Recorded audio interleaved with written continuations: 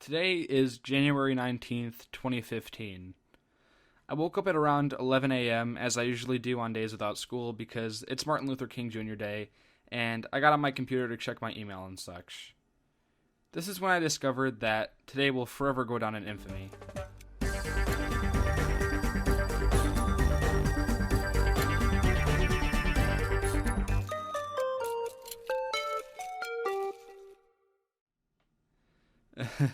Quite a dramatic intro.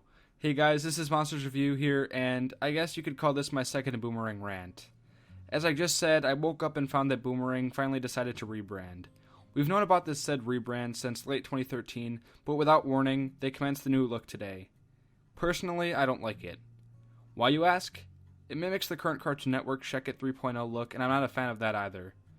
I really don't dig the neon color schemed, simplistic, and geometric look that they're trying to go for. There's nothing special about it, it's not extravagant or anything unique. It seems like the look is there to compete with other networks' same ideas, Nicktoons, and is trying to pertain to the likes of today's generation, when in fact I imagine the general audience of Boomerang being teens to adults. Anyways, I don't like the new look. I do agree that we needed a new look to replace the one that we've had for the past 15 years, but I wanted something better than this. The current look on Cartoon Network that I see everywhere already has an almost exact copy that ends up smack dab right on Boomerang. Also, there's the little kid that now does the voiceovers for the bumpers, and there's electronic music that's not only playing in the bumpers and promos, but there's now electronic remixes of clips from Scooby-Doo and Tom and Jerry that play every so often in between shows. The new logo also looks ridiculously stupid. The older logo meant something because the old logo's B is shaped like a boomerang, hence the name. What the heck is this supposed to be? It looks like a 3D cube that has a big B on the top, then boom and orang unevenly split beneath it, and it has a black and white color scheme. Look familiar? That's what I thought. Also, you can't visibly see that it says Boomerang on the logo on my 50-inch 1080p HD TV. You shouldn't place a small semi-detailed logo on a channel that broadcasts in 480p. As for the programming, that's also crap. The crappy programming hasn't resulted of a sudden change, however. It's been here for the past few months. The Tom and Jerry franchise has a total of 3 hours of airtime every weekday. The Looney Tunes franchise has 3 hours, the Scooby-Doo franchise has 4 hours, and the Garfield Show also has 4 hours, making these 4 franchises take up 14 out of 24 hours, which equates to 58% of Boomerang's weekday schedule. 58% of a 24-hour schedule taken up by 4 show franchises astounds me. Might I add you, Boomerang does indeed have 24 hours to air whatever the heck they want to, unlike Cartoon Network that has Adult Swim airing at night. 24 hours is more than enough time to ensure variety in a boatload of shows, yet they instead clog the schedule with the same shows all day every day like Cartoon Network. As for the movies they air every weekend, they've added in Scooby-Doo and Tom and Jerry direct-to-DVD movies into the rotation, which sucks. Boomerang recently added in The Amazing World of Gumball and Teen Titans Go, which are 2 Cartoon Network shows that still currently air new episodes, and they air an hour each of those shows every weeknight on Boomerang.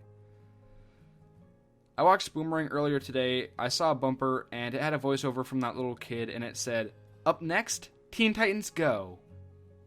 I never imagined I would hear such a thing on Boomerang. Teen Titans Go and Gumball currently take up a total of 55% of Cartoon Network's weekday schedule already, so the last thing we need is more of it on Boomerang. They additionally added in Nunchucks and GarageBand, which are recent Canadian Flash cartoons. I honestly don't care what people think about these shows. Regardless, they don't belong on Boomerang. The only hanna-barbera cartoons that are airing on Boomerang's schedule besides Scooby-Doo are the Smurfs and the Flintstones, which have hour-long time slots at 3 a.m. and 1 a.m. respectively. This means that those 2 classic Hanna-Barbera shows air just as much as Teen Titans Go and Gumball do. I call bullcrap. The basis of Cartoon Network was classic cartoons, and when their schedule was consumed by new and original programming, they created Boomerang to air them instead.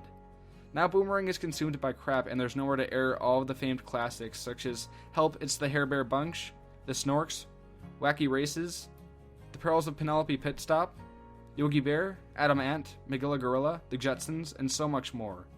They seem to air mainstream and popularized classic shows all day, rather than having a various bunch of classic cartoons that are mixed, so that everyone can get their daily dose of classic cartoons. Boomerang also got rid of all of those Cartoon Network classics that aired on the weekends and replaced those time slots with more Scooby-Doo and Tom and Jerry. For all of these horrible schedules at Boomerang and Cartoon Network, you can thank Vishnu Athreya, the director of scheduling at Cartoon Network who started his position during the summer of 2014. He came from Cartoon Network Asia, which I've heard a lot of good things about, but we got the exact opposite. Anyways, they claim it's going to have a family-friendly approach in hopes that Boomerang will become a second flagship on par with the main Cartoon Network channel. This is absolute BS, and this is what I was fearing it would come to.